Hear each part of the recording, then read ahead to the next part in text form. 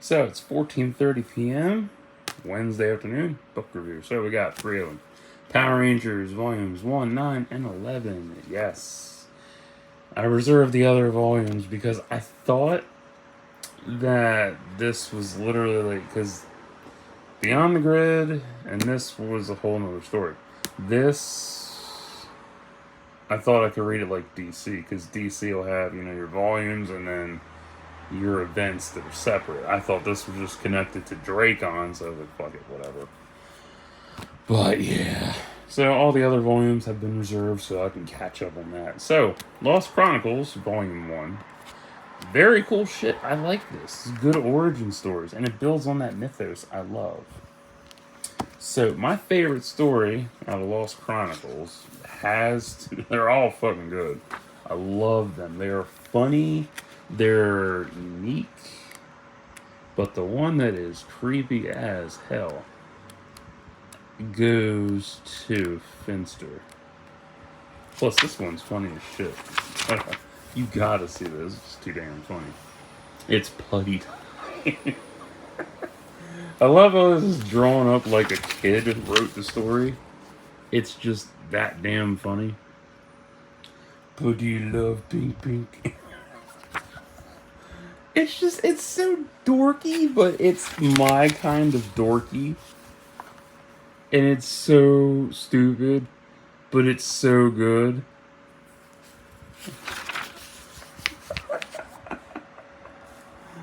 Oh god.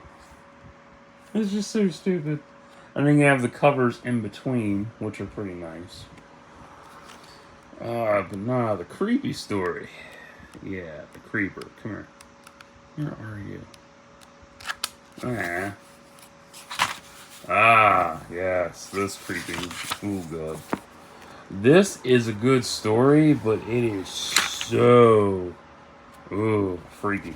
This is Finster's origin on why he makes how he made his clay monsters, and the creepiest part in it, just the art, like it's so Lovecraft in origin, and just this is the creepiest part of that fucking comic. Oh god, that face, and then Rita, ugh. And it gets progressively worse in terms of horror. Like, oh my god. Ugh. Like, that's fucking frightening. But these are they're good psychological stories, but they're also funny too. Like, you have Goldar getting his ass handed to him, Goldar having to kill his brother, and what was that story? Come here. I forget. Only the Strong. Forever Mighty Morphin Black was good. All these were great. I loved them all. They were great. Good art, good stories, great mythos building, and you can't go wrong with it.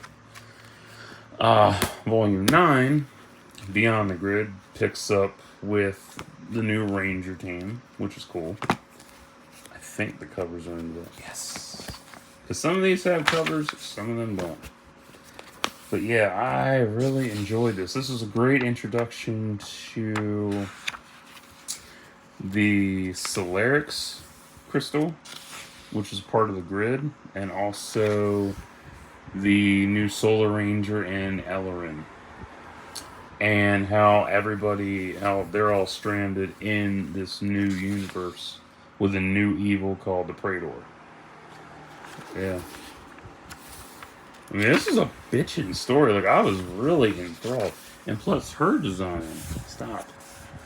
Her design is absolutely stunning. It's very stunning. I love that.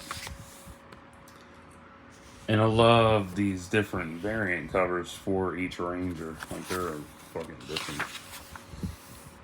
Yeah. I was mad how the story continues with Volume 10. Are you fucking serious? Yeah, my favorite part in this, because this whole story is about coping, which is really nice. But my favorite absolute part is... No. I know, I should have marked them, but still, I'm lazy. I ain't got all day for shit. That part...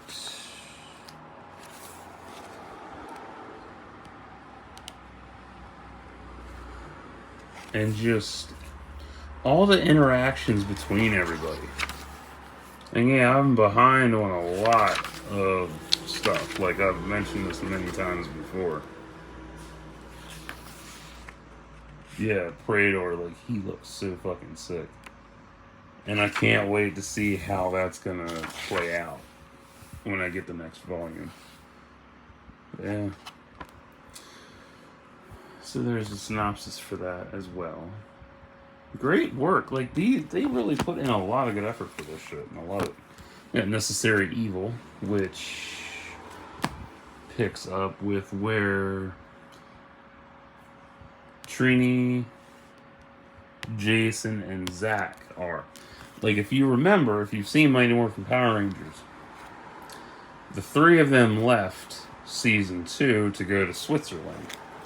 And that was the cover story. Well, this expands on that cover story, which is really nice. There we go. Stop. I got my fan on. That's why it keeps blowing. Yeah, it picks up on that cover story. Beautiful work. I love them close-ups. Miguel does great. Yeah, that's the cover story. The behind the scenes for it was they wanted more money. That's why they left the show, and they were replaced by Adam, Rocky, and Aisha. Yeah, that's right. I couldn't remember for a second. Yeah. Then you have these A files where you get team, real name, first encounter, bio, and Alpha's assessment, and then who designed it and the cover for it. So that's pretty neat. And I really like how the three of them became the Omega Rangers, and the whole goal of the Omega Rangers after Shattered Grid and what they're supposed to do.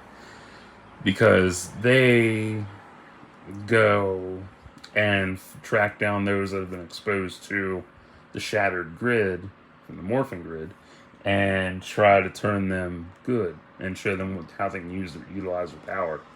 Whereas some of them don't want to do it, some will. And then you also have the new Rangers fighting Dane as well.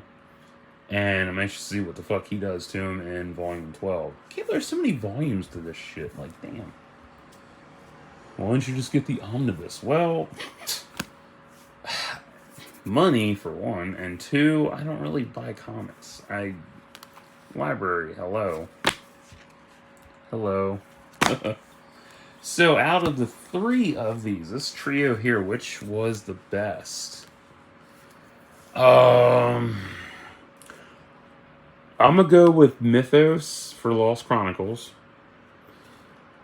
And if we're gonna go in order for what wow factor, definitely gonna go Beyond the Grid, Necessary Evil, Lost Chronicles.